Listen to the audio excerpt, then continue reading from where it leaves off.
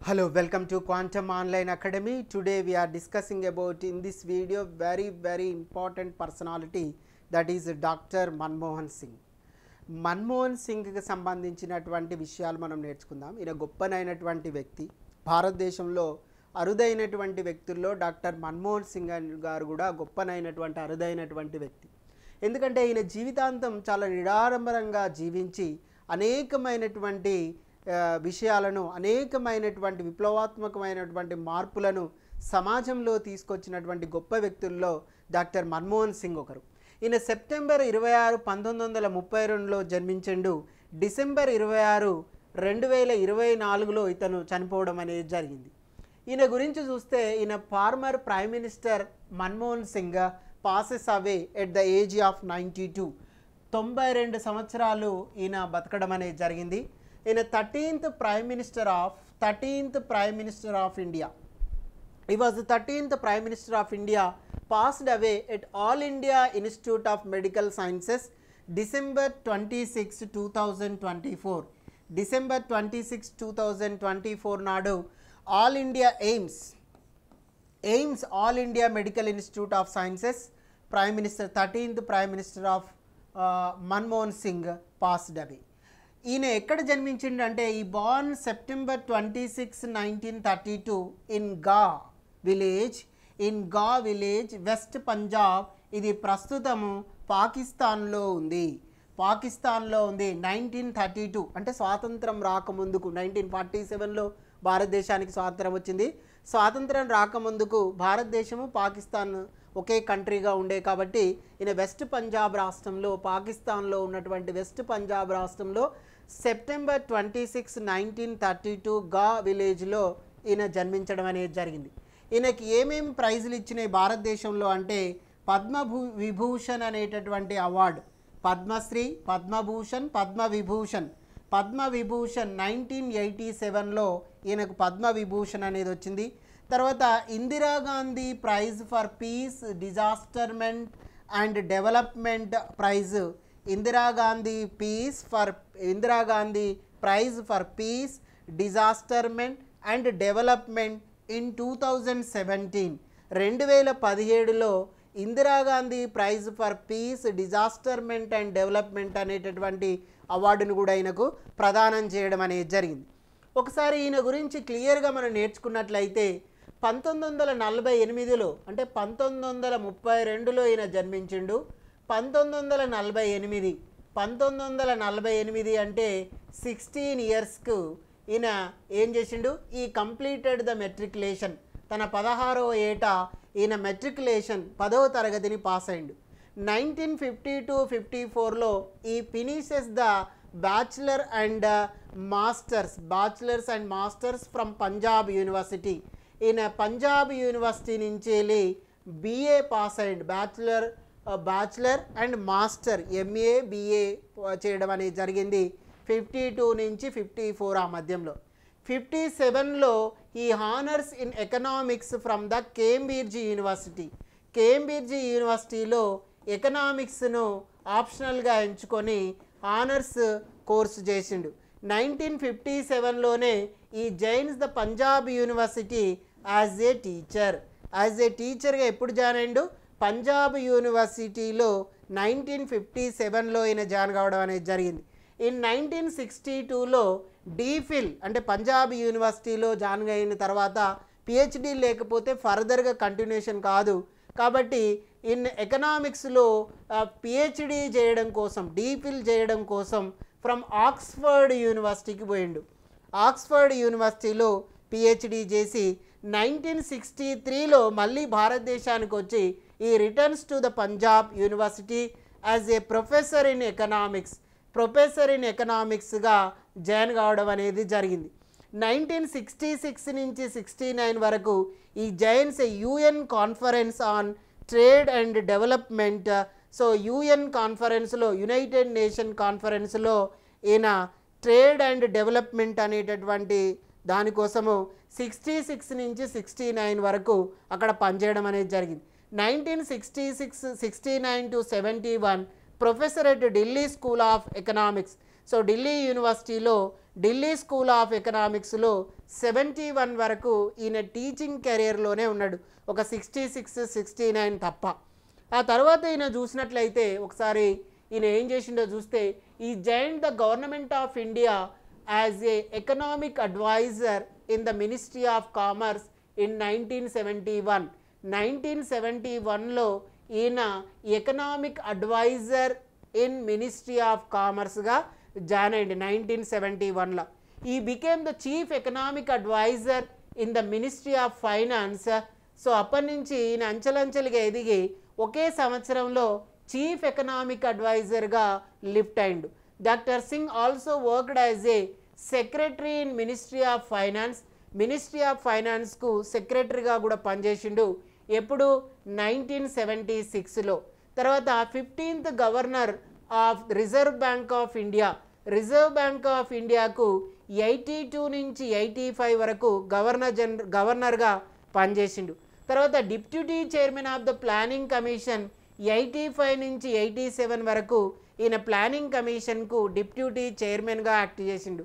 Secretary general of the south commission in Geneva, స్విట్జర్లాండ్లో 87 నుంచి 90 వరకు ఈయన ఫారెన్లో వర్క్ చేసిండు. Secretary general of south commission in Geneva, Switzerland from 1987 to 1990. తర్వాత మళ్ళీ ఇండియాకు వచ్చి adviser to the prime minister on economic affairs during the Chandrashekhar prime minister time.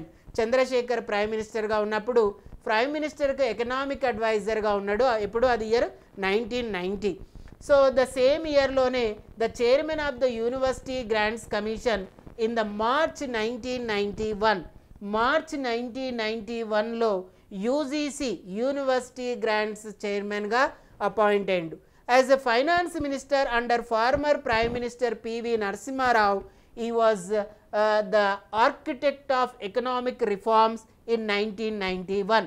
1991లో ఈయన ఫైనాన్స్ మినిస్టర్గా ప్రమాణ స్వీకారం చేసి భారతదేశంలో ఇప్పుడున్నటువంటి ఆర్థిక వ్యవస్థలను నిర్మించినటువంటి వ్యక్తిలో ఈయన ప్రధానమైనటువంటి వ్యక్తి. That changed the course of India's economic trajectory. భారతదేశంలో ఉన్నటువంటి అనేకమైనటువంటి పరిస్థితుల నుంచి ఇది గట్టెక్కించడానికి ఈయన చేసినటువంటి ఎకనామిక్ రిఫార్మర్స్ చాలా గొప్పనైనటువంటి. ఒకసారి 91 నుంచి చూసినట్లయితే 91 నుంచి 96 వరకు ఈ brings the economic reforms and eliminates the permit Raj. Permit Raj అనేటటువంటి సంస్థ నుంచి అంటే ఒక సిస్టమ్ను ఈయన ఎరాడికేట్ చేసిండు అండ్ ఎకనామిక్ రిఫార్మ్స్ తీసుకొచ్చిండు. 2004లో he becomes the 14th prime minister of India. ఈయన 14వ ప్రైమ్ మినిస్టర్గా ప్రమాణ స్వీకారం చేసిండు. 2005లో signs Indo US civil nuclear deal with US president George W Bush. George W బుష్తో ఈయన ఇండో సివిల్ న్యూక్లియర్ డీల్ను 2005లో చేసుకున్నాడు. 2007లో India achieves GDP growth rate 9% and becomes the second fastest growing major economic in the world. రెండవ దేశంగా ఆవిర్భవించింది. 2009లో wins second term first prime minister since Jawaharlal Nehru in 1962 to win the re-election after completing full term. So full term తర్వాత ఈయన complete అయిన తర్వాత రెండవ prime మినిస్టర్గా జవహర్లాల్ నెహ్రూ తర్వాత ఈయన 2009లో మళ్ళీ ప్రైమ్ మినిస్టర్ అయ్యిండు. 2012లో second term marred by 3 alleged scams, the spectrum allocation scam, the coal scam and commonwealth game scam. 3 స్కామ్లలో ఈయన ఆరోపణలు ఎదుర్కొన్నాడు. The spectrum allocation scam, the coal scam, the commonwealth games scam. 2014లో receives the grand cordon of the order of the paulownia flowers from Japan. Japan యొక్క అత్యున్నతమైనటువంటి పౌర పురస్కారాన్ని ఈయన పొందడం అనేది జరిగింది. 2014లో loses general elections and resigns as A prime minister of India. 2019లో reelected to Rajya Sabha from Rajasthan. 2019 నుంచి 2024 వరకు 33 సంవత్సరాలు, ఒక 5 ఫుల్ టర్మ్స్, 33 సంవత్సరాల long period of the parliamentary లైఫ్ను ఈయన ఉండడం అనేది జరిగింది. Right. So Prime Minister for 2 terms in the Congress-led United Progressive Alliance UPA government from 2004 నుంచి 2014 వరకు ఉన్నాడు. Singh was also the first and only Sikh, మొట్టమొదటి వ్యక్తి సిక్ కుటుంబం నుంచి మొదటి వ్యక్తి, ఫస్ట్ వ్యక్తి to hold the office and only prime minister of India to never win a direct popular election.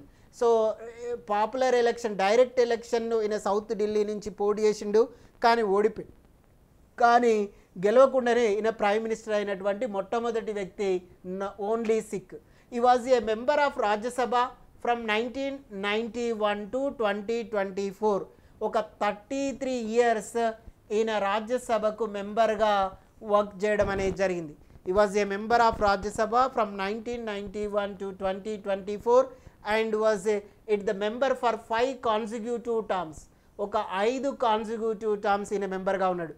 authored the book India, ఇది very very important, India's export trends and prospects for self sustained growth.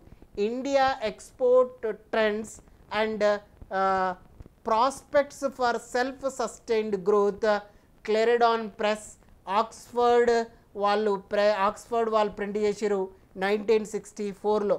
A critical analysis of India's inward oriented trade policies అనేటటువంటి ఇంకొక book కూడా రాసిండు.